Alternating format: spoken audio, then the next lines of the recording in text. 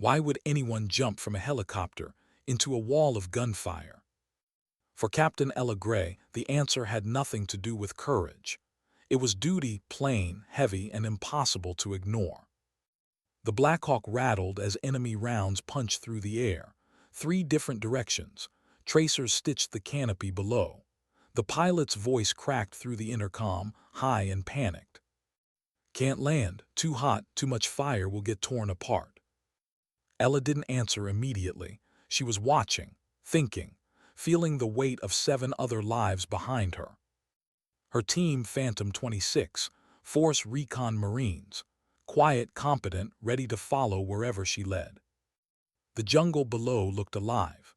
Green waves shifting under the rotor wash, hiding muzzle flashes like angry fireflies. A convoy was trapped down there, Philippine soldiers pinned and dying. Civilians too, aid workers maybe. They'd called for help, and help was circling above them, unable to touch ground. Ella stared down at that impossible 40-foot drop through triple canopy jungle. She knew what the manual said: do not insert without visual confirmation of ground. She also knew what her gut said: if you don't go now, they die.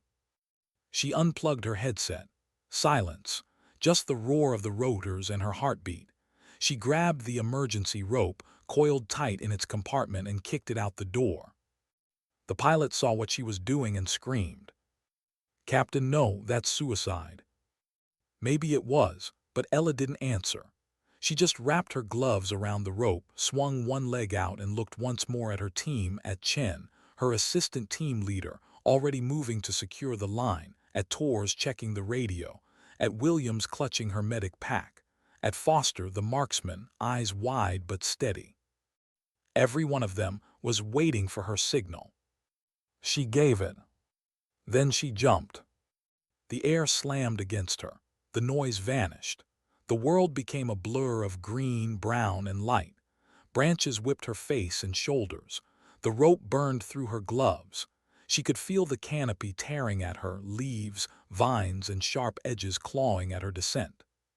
For one split second she thought she'd misjudged it, that there was no ground, no solid footing, just endless foliage. Then her boots hit hard soil. She was down. And alive. Her rifle was already up. M4 carbine, custom sling, red dot sight glowing faintly through the dust. Safety off, muzzle forward. She could hear them now, the pops of AKs, the deeper cracks of M16s from the trapped soldiers, and the thin edge of human screams. Close. Too close. A second Marine came through the canopy. Then a third. One by one, Phantom 26 dropped from the sky like ghosts through smoke, landing blind into a firefight. It was madness. It was also the only move that made sense. In less than 2 minutes, all 8 were on the ground, crouched in defensive arcs around their captain. The Black Hawk peeled away, its rotors thundering overhead as it climbed out of the fire zone. For a moment, the team was alone, 8 figures swallowed by green. Ella pressed a finger to her radio. Phantom 26 on ground, 50 meters northeast of the convoy, moving to contact. 7 voices confirmed. No injuries, just adrenaline, raw and electric. She pointed to the southeast, the direction of the heaviest fire. Chen, Torres, Mitchell on me.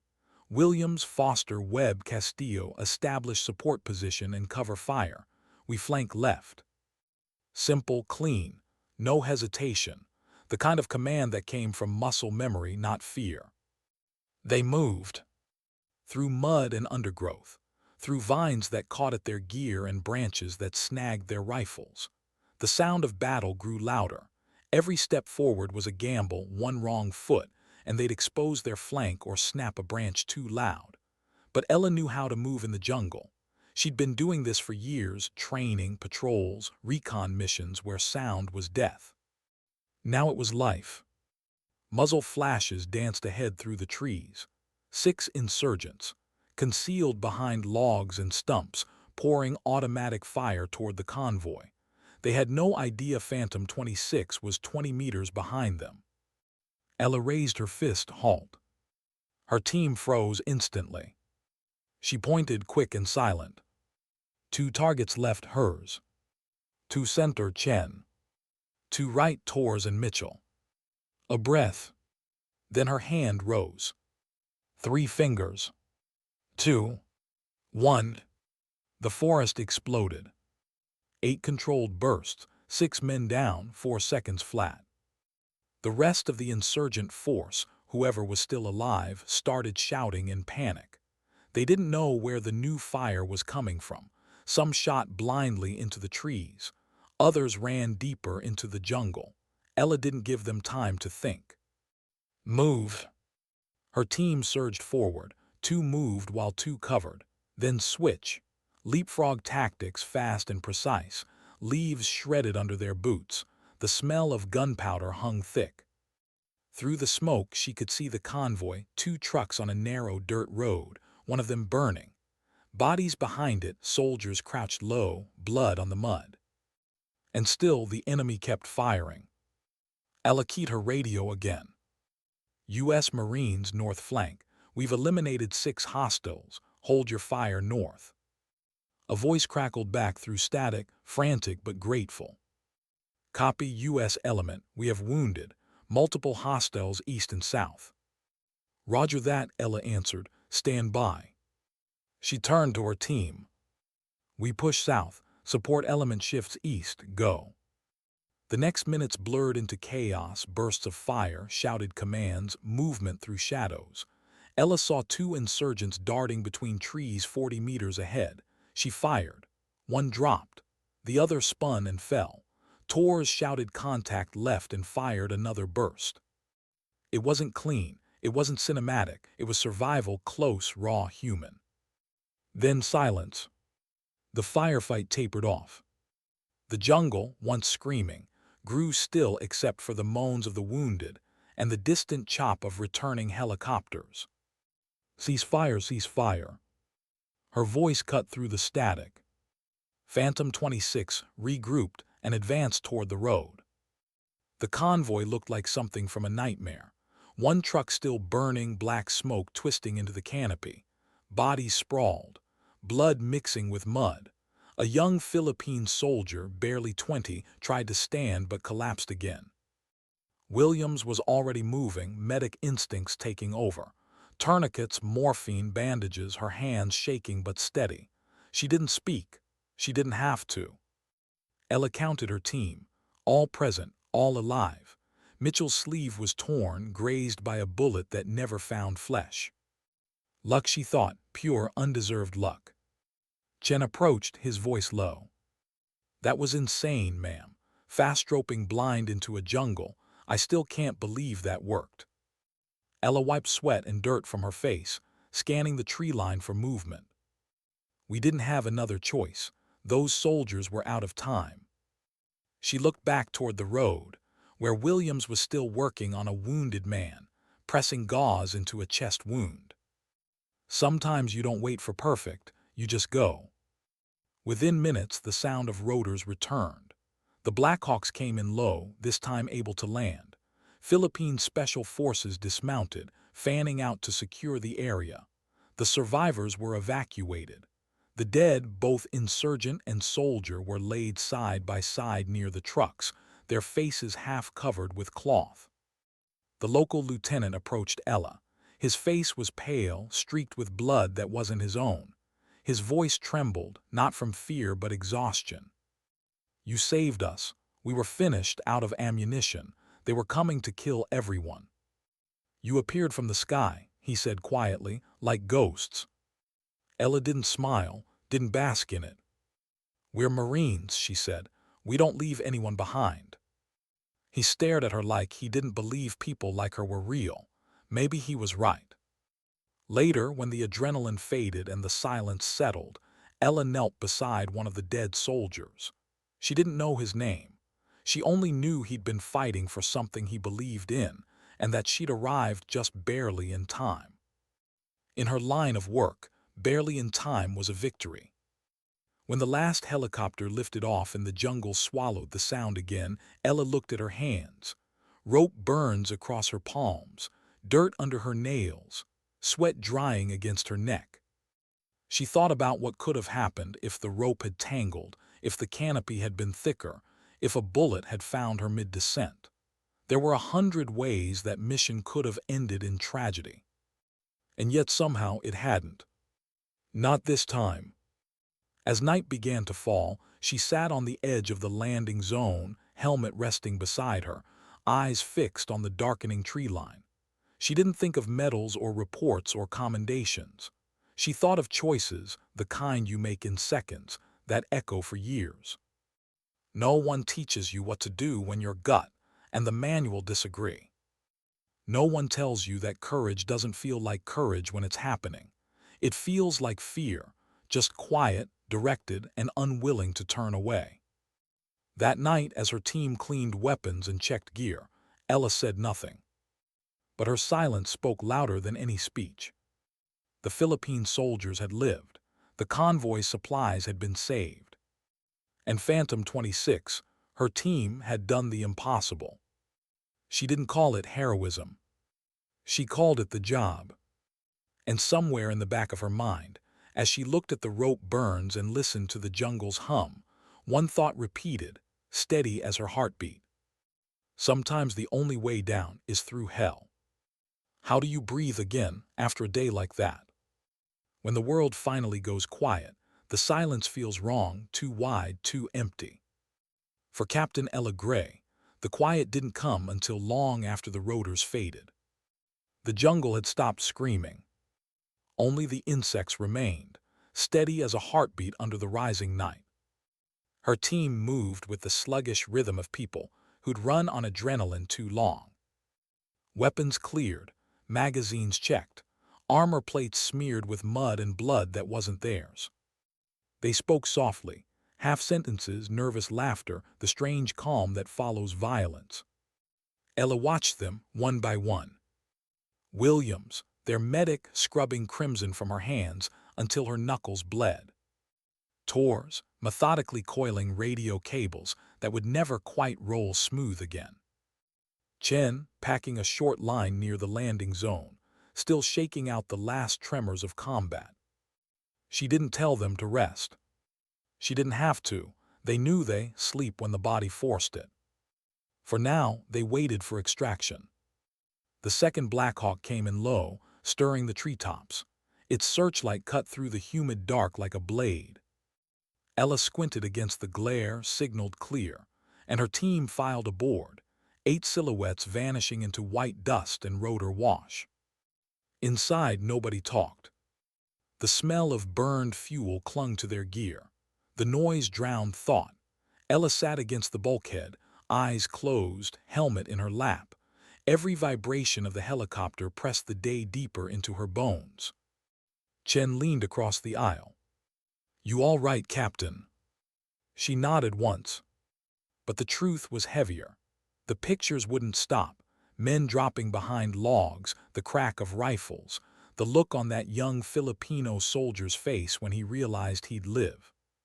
She could still feel the rope in her hands. The flight back to base took 19 minutes.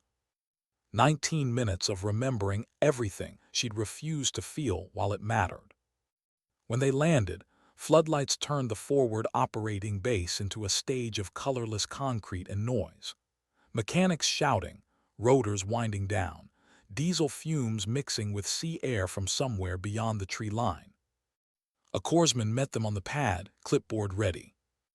"Any injuries?" "Minor graze," Ella said, nodding toward Mitchell's arm. "Nothing else." The corpsman blinked at the mud and scratches on their faces. "You all look like you jumped through a blender." "Close," Chen muttered. "We jumped through trees." The corpsman thought he was joking. Ella didn't correct him. The debrief started an hour later in a plywood room, lit by humming fluorescent tubes. Maps covered one wall. A half-functional air conditioner dripped into a bucket. The battalion commander, a lieutenant colonel with tired eyes, stood behind the table. "Captain Gray," he said slowly, scanning the report she'd typed on a field laptop. You fast-roped through triple canopy jungle into an active firefight. Yes, sir. He exhaled, somewhere between disbelief and admiration.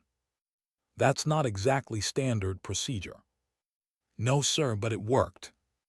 He studied her for a long second. 12 confirmed enemy KIA. Philippine casualties, 3 killed, several wounded. You saved an entire convoy. It was my team, sir, she said. They executed perfectly. The colonel gave a faint smile, spoken like a leader, but let's be clear, your decision changed the outcome. He closed the file, the sound sharp in the quiet room. You'll brief the general staff tomorrow at 700. Get some rest, Captain. That's an order. Rest.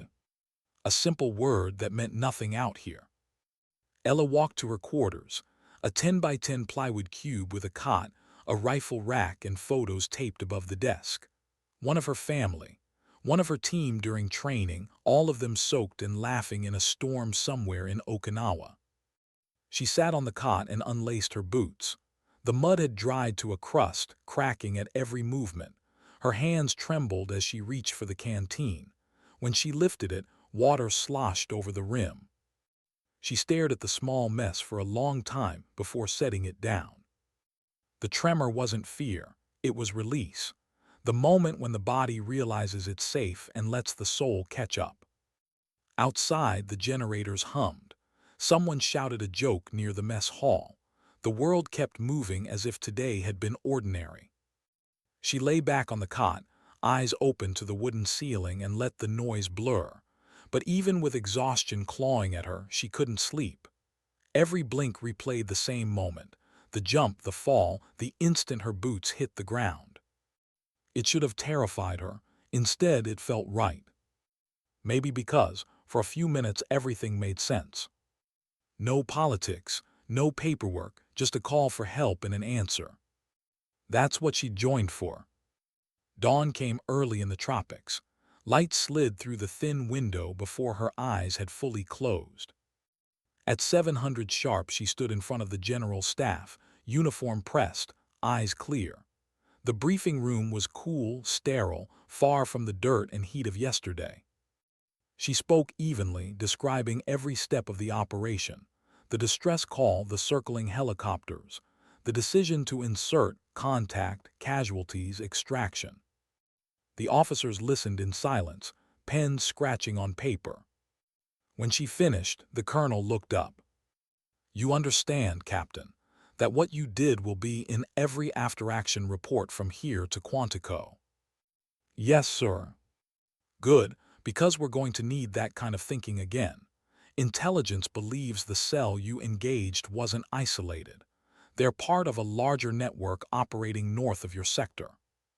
He pointed to a map projected on the wall, a smear of mountains and rivers.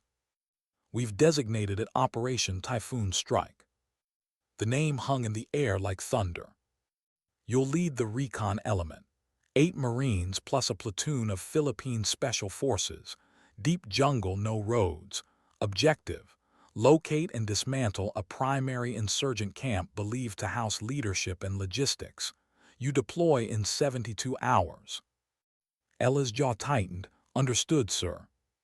Dismissed, and Captain, good work yesterday. Back outside, the morning heat was already building. Her team waited near the vehicles, sipping coffee from metal mugs, the smell sharp and bitter in the humid air. Chen saw her coming. We're doing it again, aren't we? She gave a small nod. 3 days, join op with Filipino Spec Ops, deeper jungle this time. Mitchell groaned softly. I was hopping for a break. You'll rest on the flight in, Torres said. A low ripple of laughter spread through the group, dry, tired, real. They were still young enough to joke about danger, and seasoned enough to know it might be the last time. Ella let them talk. It mattered, that sound. Laughter meant they still believed in something beyond survival. When they dispersed to clean weapons and repack rucks, she stood alone for a moment, watching the flag above the base ripple in the wind. 3 days.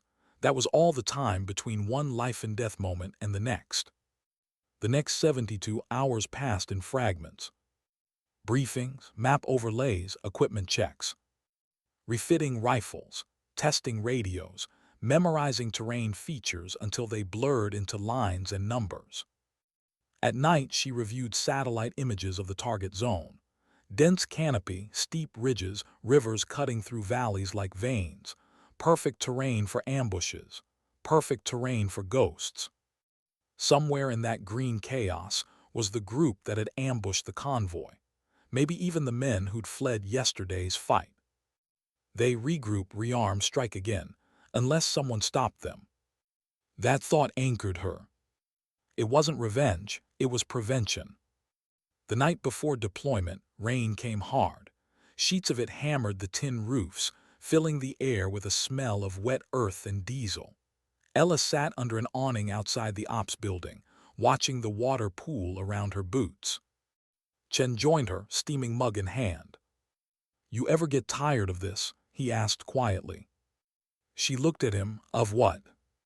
The part after, the waiting, the thinking. She considered it. "No, that's the only time I can hear what I'm thinking."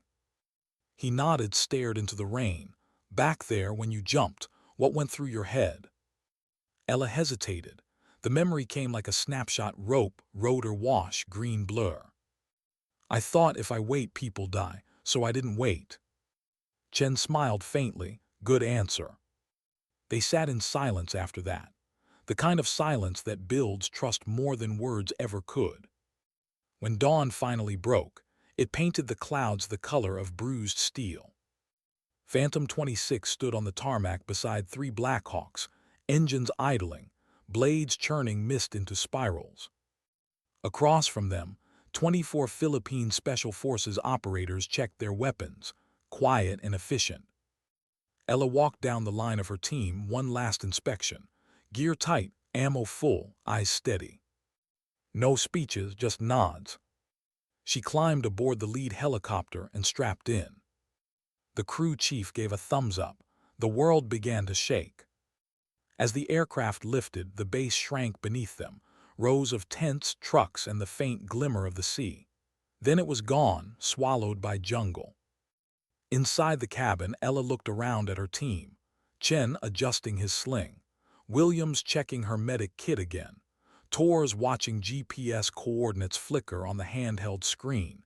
Each one lost in thought, yet connected by something wordless. She leaned back, eyes on the fading horizon. Below them stretched miles of green, beautiful, endless, dangerous. Somewhere out there, men were waiting, believing themselves untouchable. They hadn't met Phantom 26 yet.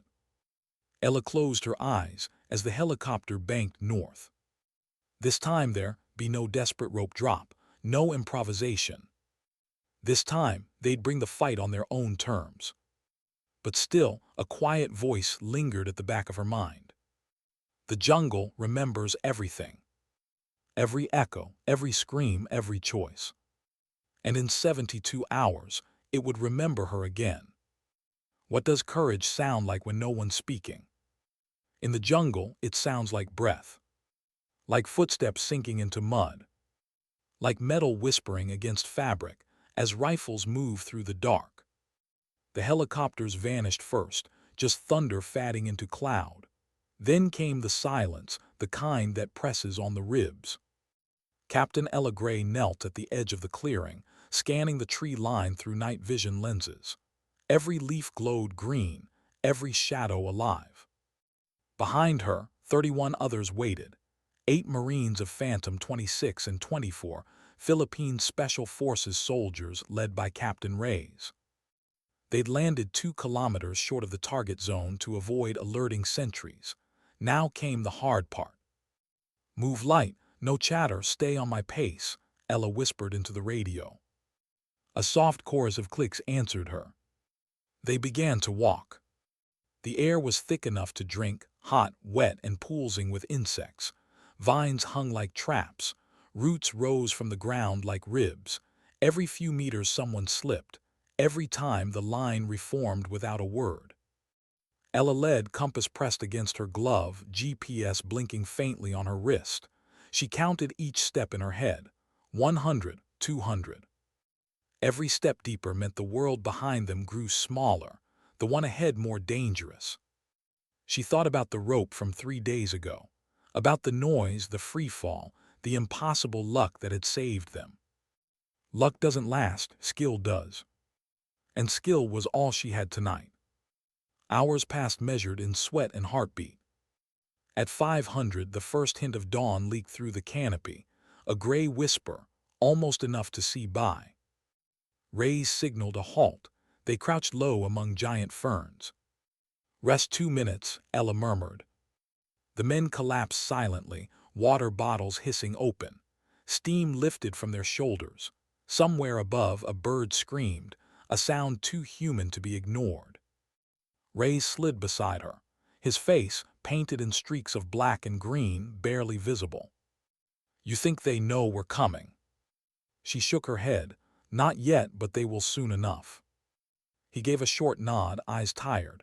"Your team, they move like ghosts." She smiled faintly. "They've had practice." A pause. The weight of unspoken things sat between them, the what-ifs that every commander hides. If someone got hit. If the map was wrong. If they never walked out again. Then Reyes whispered, almost to himself, "You ever get used to it?" Ella looked at him. "To what?" "To being the one they all follow." She thought about that for a long time. The faces of her team flickered in her mind. Williams's nervous hands, Chen's steady eyes, Tor's quiet grin. "No," she said softly. "You just get better at pretending you are." The radio crackled, a coded pulse from the Apache circling 10 kilometers out. Overlord confirming they were on station, awaiting coordinates. Showtime was near. At 6:15, they reached the ridge that overlooked the suspected insurgent camp. The world opened like a wound. Through binoculars, Ella saw it, a cluster of bamboo huts roofed with rusted tin, smoke rising from cook fires. Men moved lazily below, rifles slung over shoulders. A pickup truck sat in the clearing, a heavy machine gun mounted in the bed. Reyes counted under his breath. 27 visible, probably twice that inside. Ella scanned the perimeter. Sandbags, tripwire glints near a footpath. They weren't amateurs. "Permanent base," she muttered. "They've been here a while." The numbers weren't good. 50 enemy, 32 friendly. But surprise was a weapon too. She radioed a quick report. Overlord Phantom 26, eyes on target, confirming large insurgent camp. Request fire support on initiation. The reply came crisp through static. Overlord copies. 2 Apache on standby. Paint your target when ready. Reyes glanced at her. "So, how do you want to do this?" She drew a quick map in the dirt with her knife. "We hit from 3 sides. North and east assault, south blocks escape routes. On my mark, Apache open with rockets, then we move. Keep it under 15 minutes. The jungle will swallow the sound after that." Reyes studied the lines, nodded once. Understood. They spent the next half hour crawling the ridge, positioning teams, checking arcs of fire. Every motion deliberate, every sound a betrayal waiting to happen. When the last element signaled ready, Ella looked at her watch. 8:14 hours. She breathed once, slow and deep. Execute, execute, execute. The world detonated. 2 streaks of light fell from the clouds, striking the camp's center. Rockets tore through bamboo and tin, turning huts to splinters. Then came the roar of the Apache's 30mm cannon, short, brutal bursts that chewed the earth itself. Insurgents scattered, screaming. Some fired wildly into the trees. Ella raised her rifle, sight settled, squeezed. 1 target, 2, 3, each fell before understanding what was happening. The assault line surged forward, boots pounded mud, leaves erupted around them. Gunfire merged into a single, endless sound. Reyes's men hit from the east, shouting commands in Tagalog. Grenades thumped, echoing through the valley. Phantom 26 moved with surgical precision, Chen breaching a hut with a charge, Torres dragging a wounded insurgent clear, Mitchell's saw cutting through the air in controlled bursts. It was chaos with choreography. Ella entered the first hut. Smoke, heat, blood. A man reached for a pistol she shot once, sent her mass. Another lunged from behind a curtain. Ray's sergeant dropped him before she turned. Outside, fire consumed what was left of the camp. The technical truck exploded as its fuel ignited, throwing sparks into the canopy. The smell of diesel and burnt wood filled the clearing. Through it all, Ella moved like someone underwater, each motion slow in her mind though her body was fast. A kind of calm had taken hold, the one she only felt in combat. No fear, no thought, just presence. 12 minutes later, it was over. Silence fell so suddenly it hurt. Smoke drifted between the trees, glowing orange in the new sunlight. Birds had vanished, even the insects seemed to hold breath. Rays approached, rifle slung, face streaked with soot. All clear, 23 dead, 14 wounded, 8 escaped south. 2 of mine slightly hit, shrapnel only. Ella nodded, Phantom 26. Chen's voice answered from behind her. All green, no casualties. For a second she allowed herself to feel it, the impossible relief. Then duty returned. Secure prisoners, gather intel, burn what's left. They moved through the wreckage cataloging weapons.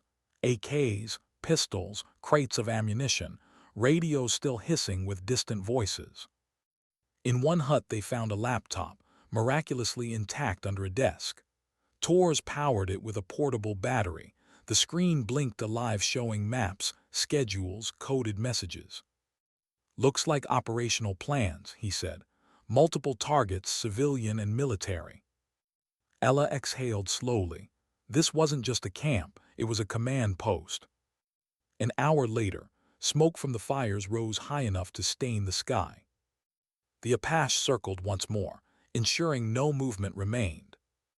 Ella stood at the perimeter, helmet off, sweat streaking the dirt on her face. The air tasted like ash and metal. Chen walked up beside her, wiping soot from his gloves. 2 ops in 1 week. You're setting records, ma'am. She managed a small laugh. That's what they call efficiency. He looked at her then, not the officer but the person. You ever stop to think how close we cut it last time? 1 rope snag and we'd all be ghosts. Ella nodded, every day. And yet here we are. Here we are, she echoed. They stood in silence watching smoke coil above the canopy. Somewhere beyond that horizon, new orders were already being written. By late afternoon, helicopters arrived for extraction. They lifted off with the wounded and captured, leaving the camp burning below, orange patches fading into green distance. Inside the helicopter, Ella sat opposite Ray's. The man looked drained but satisfied. You know what they're calling you, he said over the engine noise. What's that? Angel Mula Salangit, he said with a tired grin. Angel from the sky. She frowned, embarrassed. I'm no angel.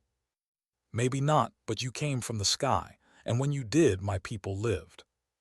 She didn't answer. Compliments never sat well. Because she knew angels didn't feel this heavy inside. Back at base, the debrief was short. Success, high-value intelligence recovered, no friendly fatalities. But when the room emptied and the maps came down, Ella stayed behind staring at the satellite photo of the jungle. 50 dead men, she thought, 20 wounded, 8 running for their lives into trees that would hide them again. Tomorrow, someone would call it victory. But victories had echoes, and she'd learned they never fade, just grow quieter. She left the room, stepping into the humid night. The base generators droned like tired hearts. Somewhere her team was laughing, trading stories, burning off the last of the adrenaline. She didn't join them. Instead, she walked toward the edge of the compound, where jungle met wire fence. Fireflies drifted above the grass like embers from another war. She thought of the Philippine soldiers from the convoy, how young they'd been, how terrified, how human. She thought of the insurgents too, their faces blurred now into one long shadow. Every side believes it's fighting for something. She closed her eyes and whispered to the dark, "Let the next fight be the last." But she knew it wouldn't, not here, not ever. The jungle keeps its own promises. It gives no peace, only pauses. And for Captain Ella Gray, the pause was already ending. What happens after victory? No one tells you how quiet it gets. No one tells you the silence is heavier than the gunfire. For Captain Ella Gray, victory didn't feel like winning. It felt like standing in the rain with blood on her gloves, trying to remember how to breathe like a human being again. The camp burned behind her. The jungle swallowed the smoke, digesting it like it had swallowed 1,000 wars before. She stared until her eyes stung, until fire became just light, until the faces she'd seen that morning, both enemy and ally, blurred into one long smear of memory. By the time the Blackhawks lifted them back to base, the sun was already falling. From the sky, the jungle looked peaceful again, as if nothing had happened. That was the part that always broke her a little, how easily the earth forgets what men do to it. The forward operating base was alive with movement when they returned. Mechanics rushed to refuel the helicopters. Radios crackled with news of success. Commanders stood waiting on the landing zone, clipboards in hand, trying to look calm and professional while relief glowed behind their eyes. Ella stepped off the ramp first, boots sinking into the mud. Her team followed, silent and tired. No cheers, no applause, just nods, the kind that say we made it back, that's enough. A corpsman checked them quickly, scrapes, bruises, dehydration. No one spoke about the firefight. War had its own rhythm. You fought, you came back, you cleaned your rifle, you waited for orders. The mind had to stay in motion or it began to remember. That night, Ella walked to the showers behind the barracks. The water was cold, it felt almost kind. When she leaned her head against the tile, the roar of the water sounded too much like rain, and rain sounded too much like rotor blades, and rotor blades sounded too much like that moment she'd jumped. She tried not to think about it, but the mind always loops back to the first fall. At 600, she was called to the command tent. 2 guards at the entrance. Inside, the battalion commander, his XO, and another man in desert camo with silver stars on his collar. She straightened immediately. "Sir." The brigadier general smiled faintly. "At ease, Captain Gray. I've been hearing a lot about you." He gestured for her to sit. She didn't. He didn't seem surprised. "Your operations in the past week have had a significant strategic impact," he said. "The convoy rescue prevented a massacre and saved humanitarian personnel. The camp raid dismantled a major insurgent headquarters. Intelligence from that laptop is already mapping an entire network. Outstanding work." She said nothing. He watched her. "You don't seem very enthusiastic." "Sir, I'm proud of my team," she said carefully, "but enthusiasm doesn't fit what we do." He leaned forward, elbows on knees. "You jumped from a helicopter through a triple canopy jungle into active gunfire. That's not standard procedure." "No, sir." "And yet you did it anyway." "Because waiting meant people died." The general studied her in silence for a moment, then nodded slowly. "That's why we're recommending you for the Bronze Star, with V device, for valor in combat." The words landed like a stone in her stomach. She blinked. "Sir, that's earned," he finished for her. "You'll be notified officially once headquarters processes it, but consider this your advance notice. Congratulations, Captain. You've done the Corps proud." She saluted. The general returned it, his face unreadable. Outside, the sun was blinding. Ella stood for a long time before she moved. Awards had never meant much to her, but this one, it didn't feel like honor, it felt like remembering. Back in the barracks, Chen was polishing his rifle when she entered. He looked up. "They told you, didn't they?" She nodded. "Bronze Star with valor." He grinned. "Hell, Captain, that's huge. You deserve it." "Do I?" she asked softly. Chen frowned. "You saved lives. You led us through 2 impossible fights. You jumped into hell, remember?" Ella sat down on the edge of her cot. The metal frame creaked. "I remember, but so did you. So did all of you. That rope didn't care who was first or last." He opened his mouth to argue, then stopped. Something in her tone warned him off. After a moment, she added quietly, "It's strange, isn't it? We spend years training to be ready for the worst, and when it comes, all we can think about afterward is how close we came to not making it." Chen nodded slowly. "Yeah, but that's the job." She smiled faintly. "That's the job." 2 days later, the official debrief took place in front of the combined command. Report summaries, mission breakdowns, footage from helmet cameras. The brass loved numbers. 12 insurgents killed in the convoy rescue, 23 in the camp raid, 2 wounded Philippine soldiers, 0 American casualties. It looked so clean on paper. But the numbers never showed the sound of the screaming, or the look in a medic's eyes when she couldn't stop the bleeding, or the smell of burned metal when the rain hit it. That part stayed off the record, the human part. When the meeting ended, Ella stood in the sunlight outside the command building, staring at her reflection in a window. Her uniform was pressed, her insignia perfect. She looked like the person they wanted her to be. She wondered how long she could keep being that person. 3 months later, she was back in California. Camp Pendleton. The ocean was close enough to smell. Gulls wheeled overhead. The ceremony field stretched wide under a clear blue sky. Her parents were there, faces shining with pride. Her younger brother waving an American flag like he was still 10 years old. Behind them stood her team, Phantom 26, every one of them present, every one of them wearing the same look, quiet, unspoken understanding. The commandant of the Marine Corps pinned the medal to her chest. Cameras clicked. The announcer read her citation aloud. "For conspicuous gallantry and intrepidity in action while serving as team leader, Force Reconnaissance, in the Republic of the Philippines." She listened, but not to the words. She was hearing something else, the echo of rotor blades, the crack of rifles, the whisper of the jungle. Every syllable of that citation was built on those sounds. When it was over, the commandant shook her hand and said, "Outstanding work, Captain. The Corps needs leaders like you." She smiled politely, "Thank you, sir." But as she turned to face her team, she saw what the medal really meant. It wasn't hers, it was theirs.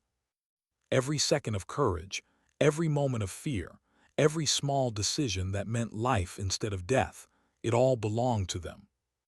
That evening they gathered by the barracks.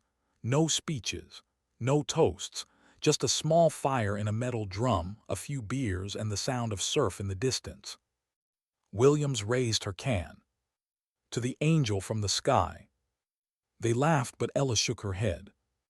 "No angels, just Marines." Torres grinned. "Then to the craziest Marine I've ever met." "I'll take that," she said, smiling. The laughter faded into comfortable quiet. Flames flickered against their faces. For a long time, no one spoke. Finally, Chen broke the silence. "You ever think about how it started?" Ella looked into the fire. "Every night." "Would you do it again?" he asked. She thought about it, the rope, the fall, the fear that came before the calm. And the faces of those soldiers who'd been trapped on that road, calling for help. "Yes," she said simply, "every time." Later, when everyone else had gone, she stayed by the dying fire. The night was cool, the air heavy with salt and ash. She looked up at the stars, bright, cold, indifferent. War had taught her something she'd never learned in training. That real strength doesn't come from fearlessness. It comes from carrying fear and moving anyway. She reached up, touching the small bronze medal still pinned to her chest. It felt heavier than it should, because she knew what it truly cost: the sleepless nights, the ghosts, the silent weight of choices made too fast to undo. But it also meant something she couldn't explain: that when others froze, she moved. That when others waited, she jumped. Sometimes leadership isn't about orders. It's about being the first one to fall, so others can follow safely. As the last flame died, she whispered to the dark, "Courage doesn't speak, it acts." And maybe that was the moral of it all. Not medals, not glory, not headlines. Just a woman in uniform who saw others in danger and chose to move.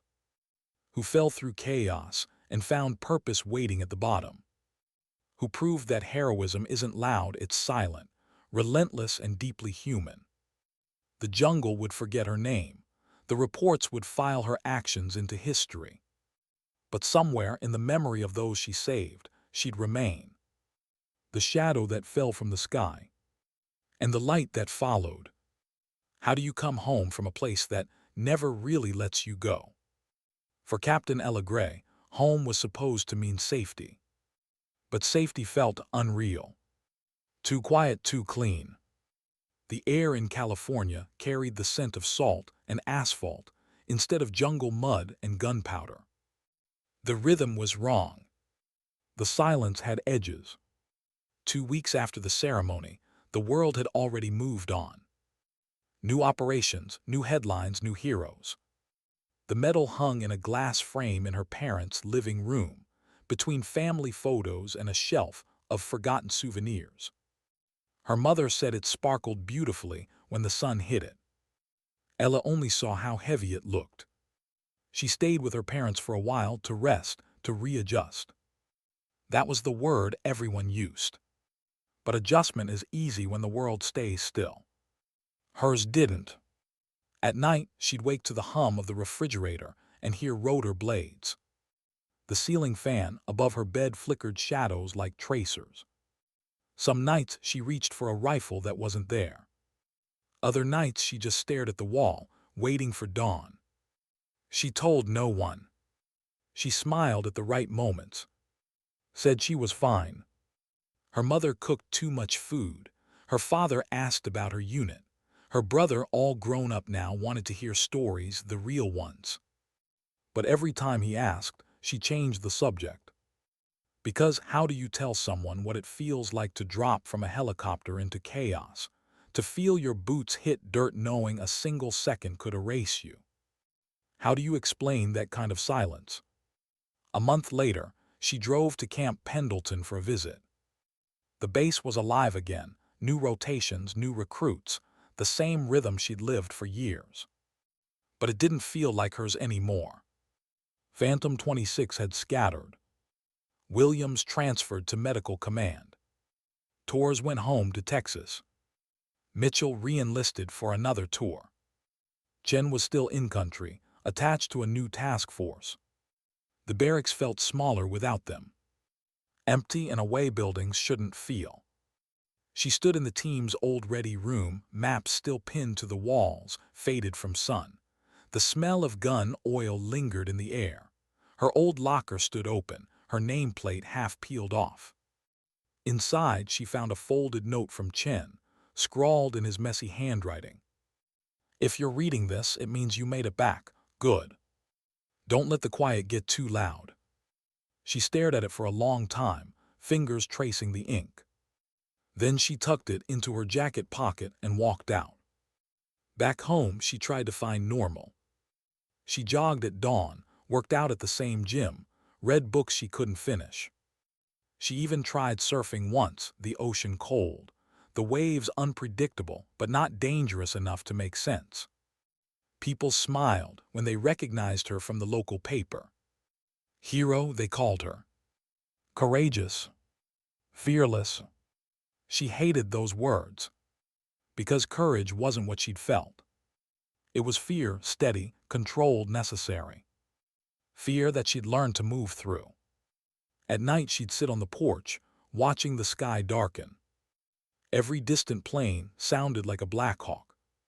Every gust of wind carried the smell of smoke that wasn't there. She missed the noise, the purpose, the feeling of her team breathing beside her, moving as one. In war, she'd never been alone. At home, she was surrounded by people and lonelier than ever. 3 months passed. Then the letter came. Official envelope, government seal, her name printed neatly. Inside, a reassignment offer. Marine Special Operations Command requests your expertise for advanced field training and leadership development. Voluntary, 6-month assignment. She read it twice, then a third time. Voluntary. They always made it sound like a choice. Her mother noticed the letter at breakfast. They want you back, don't they? Ella folded it carefully, just for training. Training turns into something else, her mother said softly. It always does. Ella didn't answer. Because her mother was right. That afternoon, she drove to the cliffs overlooking the ocean. The wind was strong, tugging at her hair. Waves slammed against rocks below, relentless and loud. It reminded her of rotor wash, of chaos that never quite stopped moving. She closed her eyes and heard the jungle again, rain on leaves, gunfire echoing through trees, men shouting in 2 languages, the sound of her own breathing steadying before the leap. She thought of the soldiers from that convoy, the ones who lived because she didn't wait. She wondered if they still remembered her face, or if memory had turned her into myth, the American who fell from the sky. She wondered if she was chasing that same myth herself, the part of her that only felt alive when everything else was falling apart. The wind whipped harder. Seagulls cried overhead, lost in the noise. She whispered to the ocean, "Maybe I never came back." That night she met with an old friend, Major Scott Heller, her former training officer. They sat in a small diner near the base, the kind that smelled of coffee and nostalgia. "You look the same," he said, stirring his drink. "You don't," she replied. He laughed, but his eyes stayed serious. "I heard about Mindanao. You did good work." She smiled faintly. "We got lucky." "You made your own luck," he said. Then he leaned forward. "But you look tired, Gray, real tired." "Long deployment," she said. "It's more than that. You've got that look, the one people get when they come back but don't actually arrive." She looked down at her hands. "Maybe I left the best parts of me out there." He nodded. "Maybe, but those parts aren't gone. They're just waiting for you to make peace with them." "Peace," she said quietly. "I don't even know what that feels like anymore." He didn't answer, just left his card on the table and contact info for a Marine transition program. Before he left, he said one thing. "You jumped when no one else would. Just remember, coming home takes the same kind of courage." Days later, she accepted the reassignment. Not for glory, not for escape. For purpose, for something to anchor to again. Her new role was different, less combat, more mentorship. She'd train younger Marines, share what she'd learned, prepare them for the kind of days that carve your name into someone else's survival story. At first it felt strange. Her voice echoing through classrooms instead of jungle valleys. Her hands writing on whiteboards instead of handling rifles. But slowly, she began to see something she hadn't before, that maybe courage wasn't just about falling from the sky. Maybe it was about helping others learn how to stand. One afternoon, she stood at the training range, watching a group of recruits struggle through a rope descent drill. The air smelled of dust and cordite. One of them froze halfway down the line, trembling, unable to move. The instructor turned to her helplessly. Ella stepped forward, called up to the recruit. "You scared?" "Yes, ma'am." "Good," she said. "Means you're alive, now use it. one hand after the other, don't think, move. The recruit hesitated, then started down again, clumsy but determined. When her boots hit the ground, Ella smiled quietly. In that moment, she saw herself. Not the soldier, not the hero, but the woman who had once been terrified and moved anyway. That night, sitting alone in her quarters, she took out Chen's note again. Don't let the quiet get too loud.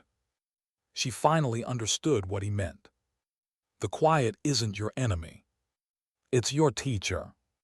She folded the paper, set it on her desk, and looked out the window. The base lights shimmered in the distance, reflecting off the ocean. For the first time since Mindanao, she felt something close to stillness.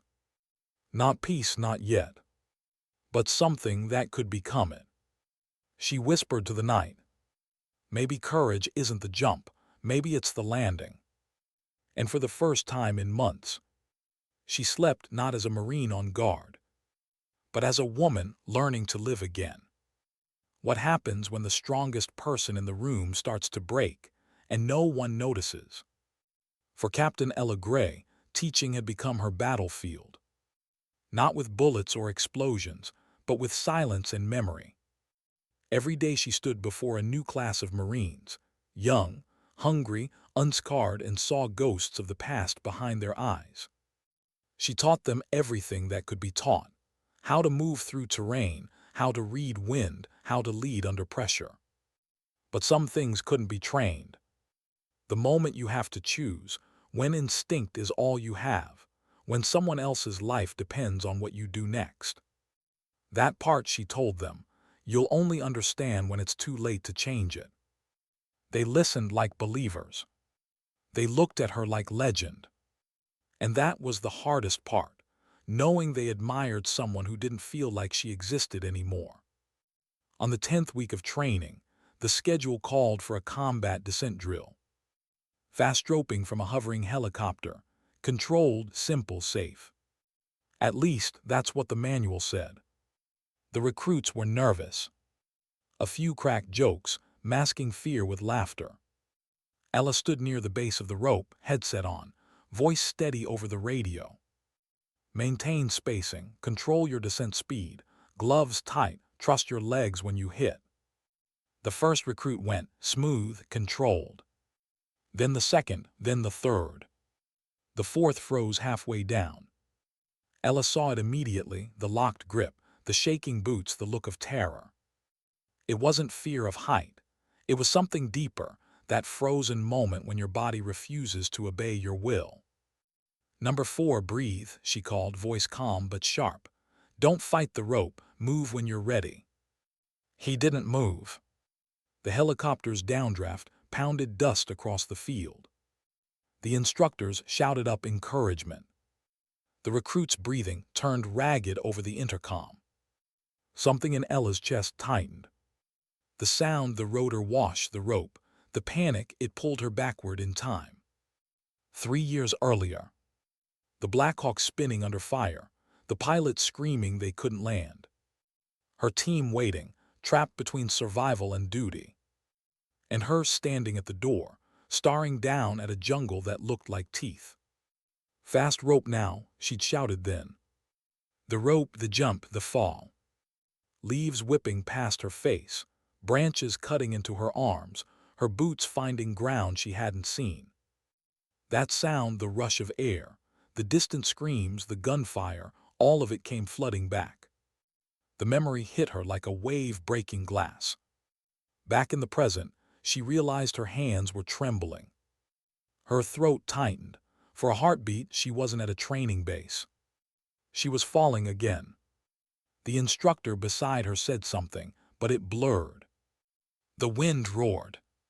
Her pulse drowned out the world. And then she heard herself whisper, "You're safe, you're safe, you're safe." The recruit heard her through the radio. He started moving again, slow, careful, one hand at a time, until his boots hit the ground. The crowd cheered. The instructor clapped his shoulder. Ella didn't join them. She turned away, eyes fixed on nothing, her chest burning. "Captain," the instructor asked. She nodded, forcing a breath. Good work, debrief in 10. Then she walked off the field before anyone could see her hands shake. In the privacy of her office, she closed the door and sat down. The hum of the air conditioner filled the space, steady, rhythmic. She pressed her palms against her knees, trying to ground herself. It wasn't panic, it was memory. Uninvited, uncontrollable. The mind's way of reminding her she'd survived, but not healed. She looked at her reflection in the glass, uniform crisp, posture perfect, eyes wrong. For years she'd taught strength, discipline, courage. But no one had ever taught her what to do with guilt. There was a knock on the door. William stepped in, no longer a medic on her team, but visiting for a course rotation. Same steady presence, same gentle calm. "You okay?" Williams asked quietly. Ella forced a small smile. "Just tired." "You don't look tired," Williams said. "You look haunted." That word stung, not because it was cruel, but because it was true. They walked together that evening, down the path behind the base where the cliffs overlooked the ocean. The air was warm, the horizon bleeding gold into gray. "You ever wonder," Williams said softly, "why some of us make it back in one piece and others do?" Ella kept her eyes on the horizon, every day. "I still think about that convoy, the faces, the noise. Sometimes I still hear it." "So do I," Ella said. They stood in silence for a while. The sound of the waves filled the spaces between words. Williams turned to her. "You know, when you jumped that day, I thought you were insane." Ella laughed softly. "I probably was." "No," Williams said. "You were brave. We followed because you didn't wait. That's what saved them and us." Ella didn't answer.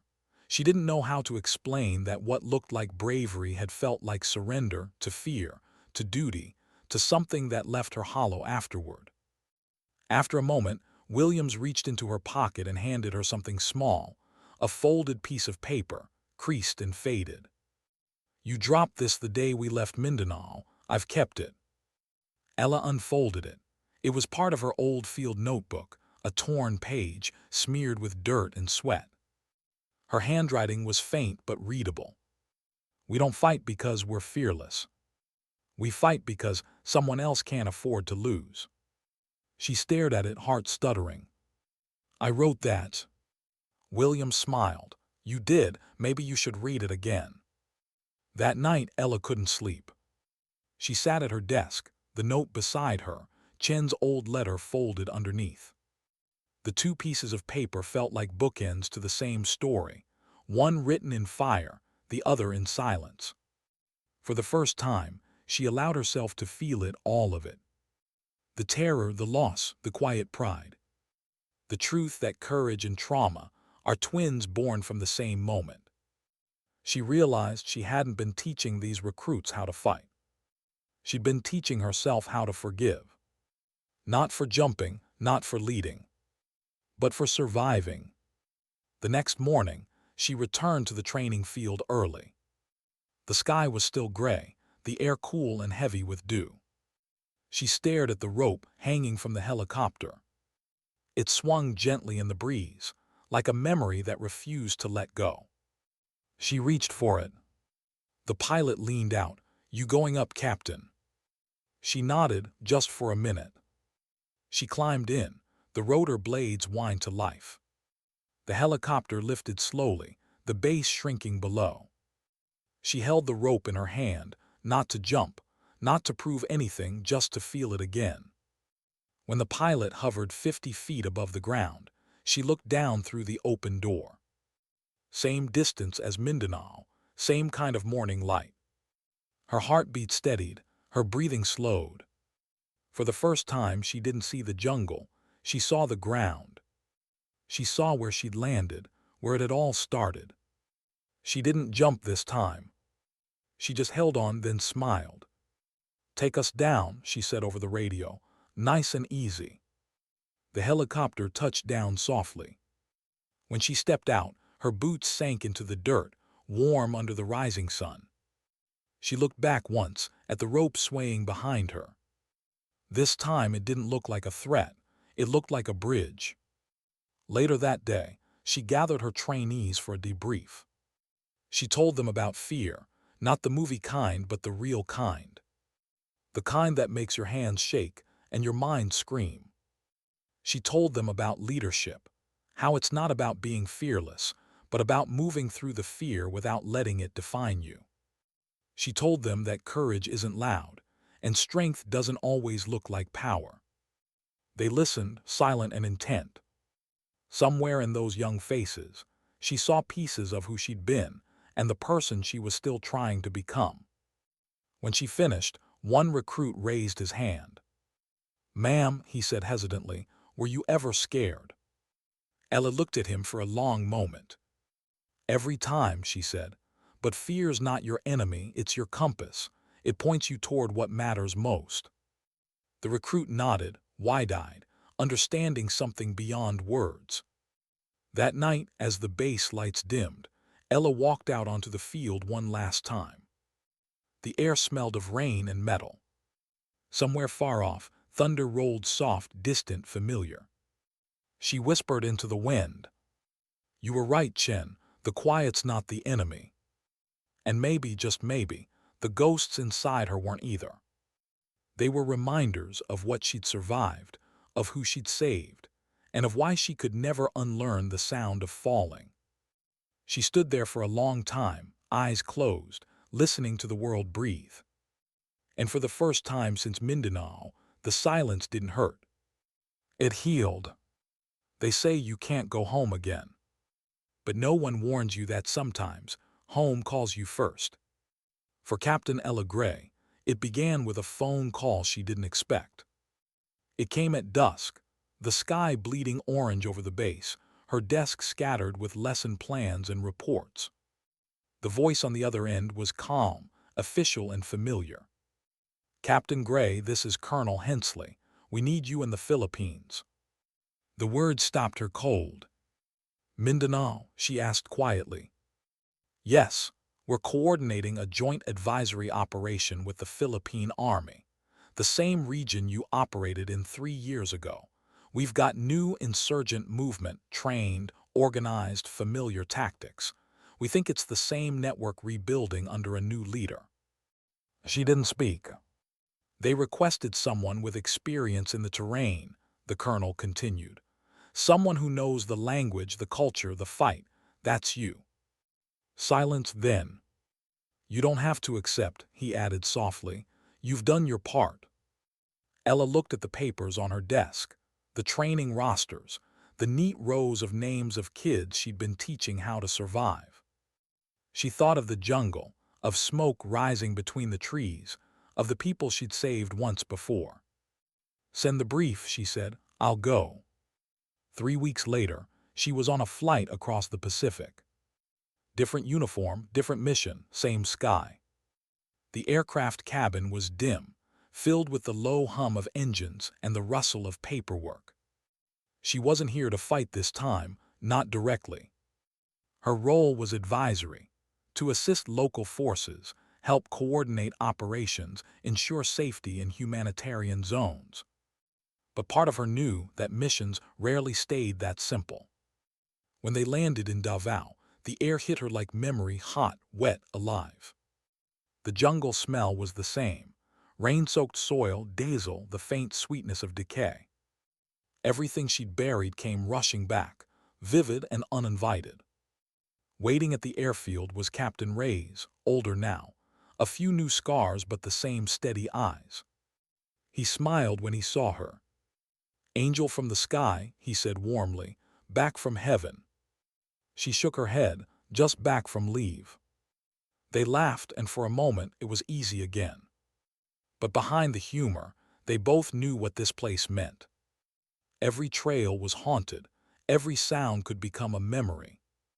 The first briefing took place that night in a humid tent lit by flickering lamps. Maps covered the walls, rivers, ridges, red-circled villages.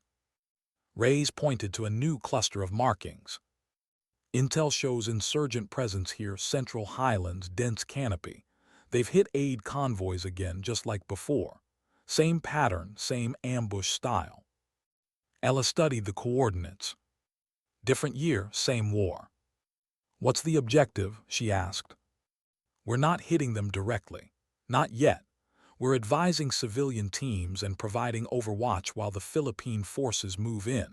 Your role is liaison, coordination, strategy, extraction planning. Understood, she said.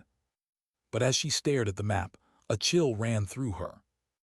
The coordinates lay only 10 miles from where her team had fast-roped in years ago.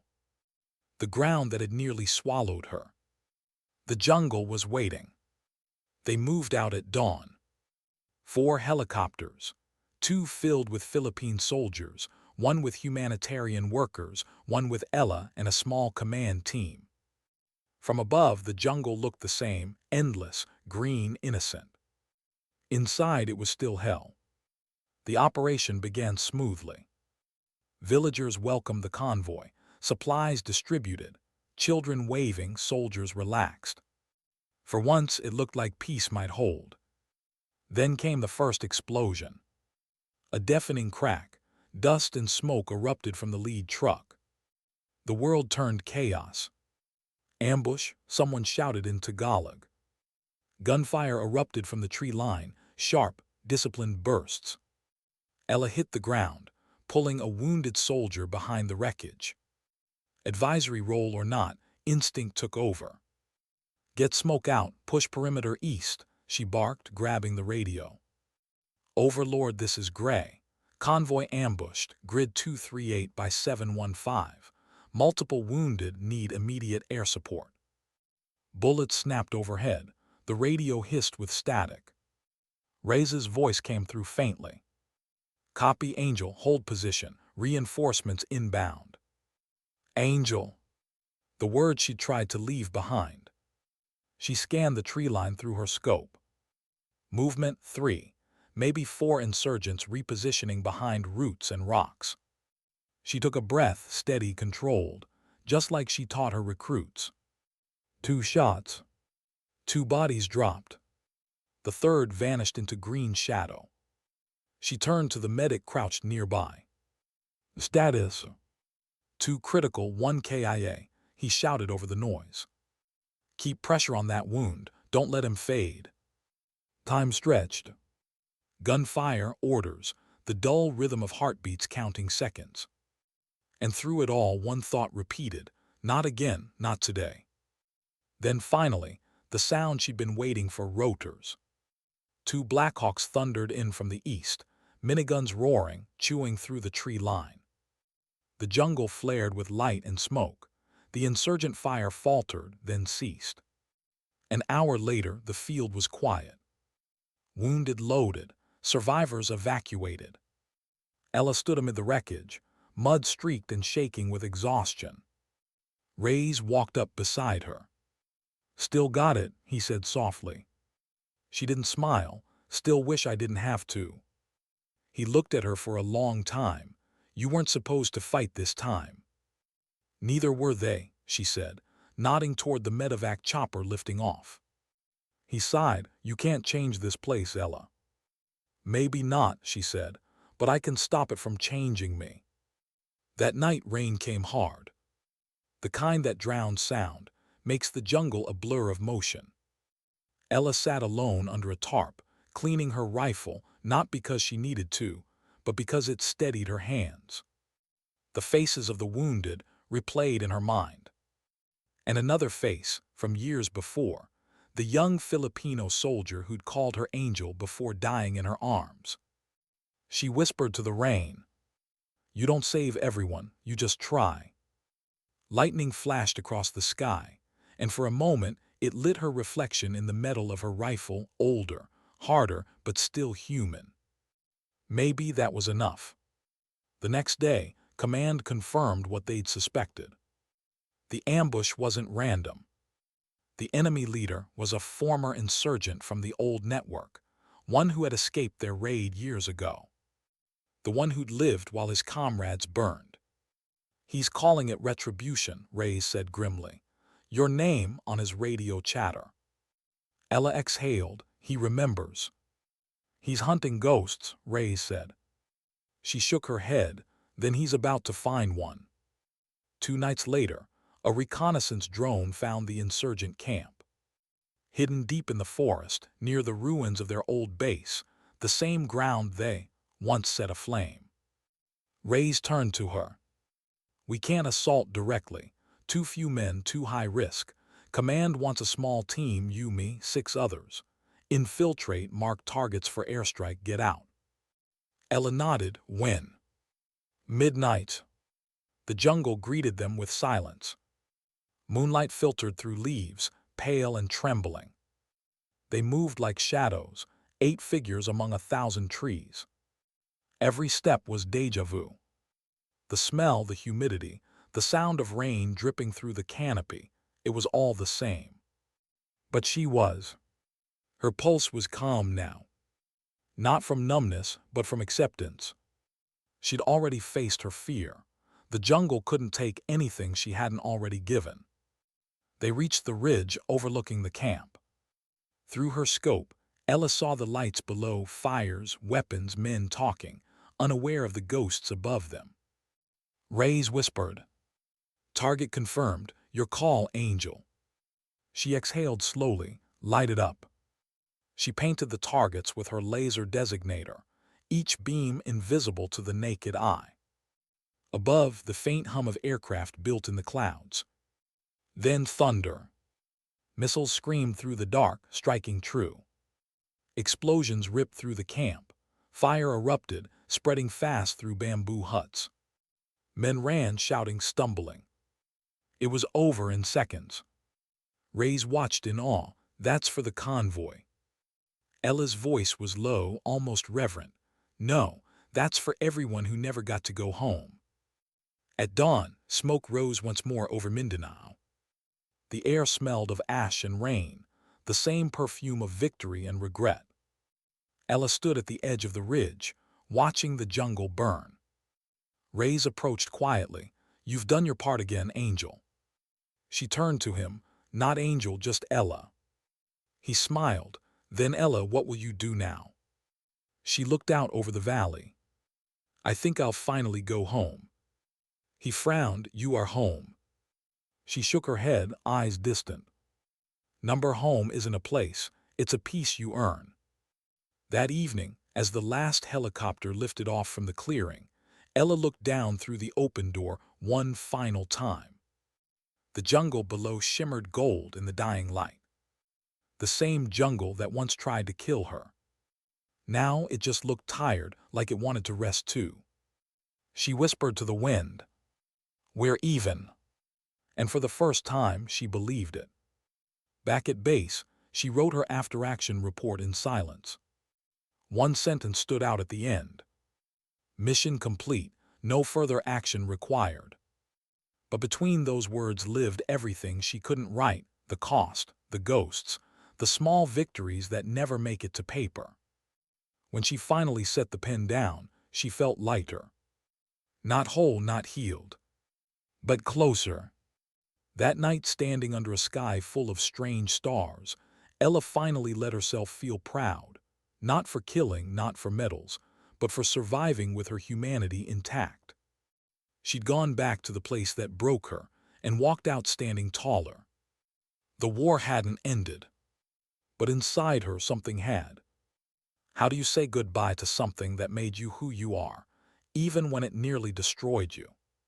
For Captain Ella Gray, that question lingered long after the rotors fell silent. The jungle was behind her now. The mission was done. The war, at least her part of it, had ended. But endings don't come all at once. They unravel slowly, in the spaces between noise and silence. In the nights when the world feels too quiet and the memories still breathe. 2 weeks after the final operation, she returned to California. Different flight, different sky, same uncertainty. She carried no medals this time, no headlines, no applause. Only a folded piece of paper, her after-action report, and a small stone she'd picked up from the edge of that burning ridge. The airport crowd moved around her like a river, all color and chatter. No one noticed the woman in fatigue standing still, eyes far away. She didn't mind. For once, she didn't need to be seen. At home, everything looked the same. The porch light, the ocean, the faint hum of life she'd once found unbearable. Now it felt steady. Her mother cried when she walked through the door. Her father hugged her longer than he ever had. No one asked what happened. No one said hero. And for that she was grateful. They ate dinner in quiet conversation about the weather, the neighbors, her brother's new job. Normal things, ordinary things. The kind of things she'd once thought she'd never have again. That night she walked down to the shoreline. The tide was low, waves gentle, moonlight scattered across the water like broken glass. She took off her boots, felt the sand beneath her feet. For years she'd been standing on ground that never stopped moving, mud, metal, memory. Now, for the first time, it held still. She closed her eyes. The sound of the ocean merged with something else, rotor blades, gunfire, voices. All the echoes she'd carried were still there, but softer now, fading like distant thunder. She whispered to the waves, "You can rest now." It wasn't for the sea. It was for herself. In the following days, she started something small, something she hadn't expected. She began visiting local schools, giving quiet talks about leadership, resilience, and fear. Not as a soldier, but as a person who had learned what fear can teach. She told the students stories, not of battles or kills, but of choices. Of what it means to be afraid and to move anyway. Of what it costs to protect something bigger than yourself. She never used the word hero. She used human. And the strange thing was, people listened. Really listened. Because truth, spoken softly, travels further than pride shouted loud. One day she got a letter. No return address, just a folded piece of paper typed neatly. "You don't know me. My father was one of the soldiers you saved near Mindanao. He told me about a woman who fell from the sky and brought them home. He passed away last year. Before he died, he said to tell you he never forgot your face. Thank you." She read it 3 times before she could breathe. Tears came quietly, not from sadness but from release. A weight she didn't realize she'd still been carrying. For all the lives she couldn't save, there was one she had. And sometimes that's enough. Weeks turned into months. Ella found a rhythm again, slow mornings, long walks, quiet evenings. She kept training new recruits, but with a different tone now. Not as a warrior trying to mold warriors, but as a survivor teaching others how to come back whole. The nightmares came less often. And when they did, she no longer woke up afraid. Just awake. One morning she found herself standing in front of the mirror, uniform pressed, eyes calm. For the first time in years, she recognized the reflection. Not as Captain Gray, not as the angel from the sky, but as Ella, just Ella. That was the hardest battle of all, remembering her own name. Later that month, she was invited to speak at a small memorial for fallen soldiers. It wasn't a grand event, just a gathering in a field near the base, rows of names etched into metal plaques. She didn't plan to speak, but when the organizer asked her to say a few words, she didn't refuse. She stood at the podium, the microphone low, the wind gentle. Hundreds of faces watched her, families, veterans, recruits. She hesitated, then began softly. "When I first joined the Corps, I thought courage meant running toward fire. I thought strength was about being unbreakable. But I learned something out there in the noise, in the silence. Courage isn't about the moment you leap. It's about what you carry when you land." The crowd listened in complete stillness. Some of us came home with scars you can't see. Some of us didn't come home at all. But every one of us, Every name behind me made a choice. To show up, to protect, to act even when it hurt. She paused, her throat tightening. We spend so much time trying to forget the things that broke us. But maybe healing isn't forgetting. Maybe it's learning to hold pain and peace in the same hand and keep walking anyway. Her eyes lifted to the horizon. The flag above her caught the wind. She smiled faintly. To those we lost, we remember. To those still fighting, we see you. And to those who came home and don't know how to start again, you already have. She stepped back, leaving the microphone in silence. The crowd didn't cheer. They didn't need to. Somewhere someone began to clap, then another, then everyone. But Ella didn't stay for the applause. She walked quietly to the edge of the field, where the names gleamed under the sunlight. She touched one Chen's and whispered. The quiet never got too loud. I learned to listen. That evening, she drove to the cliffs one last time. The same place she'd once stood, wondering if she'd ever find peace. Now the wind didn't feel hostile. The ocean didn't roar. Everything felt still. She took the small stone from her pocket, the one from the ridge in Mindanao. She held it for a long time, thumb tracing its rough edges. Then, without ceremony, she tossed it into the waves. You can rest now, she said again. We both can. The stone vanished beneath the surface, swallowed by the tide. No splash, no sound, just peace. As she turned to leave, the horizon lit up with the last fire of sunset, red and gold and violet, like the world burning one last time just to remind her how beautiful endings could be. She smiled, a small, tired smile, and whispered to the wind. Sometimes dignity doesn't speak. It simply acts.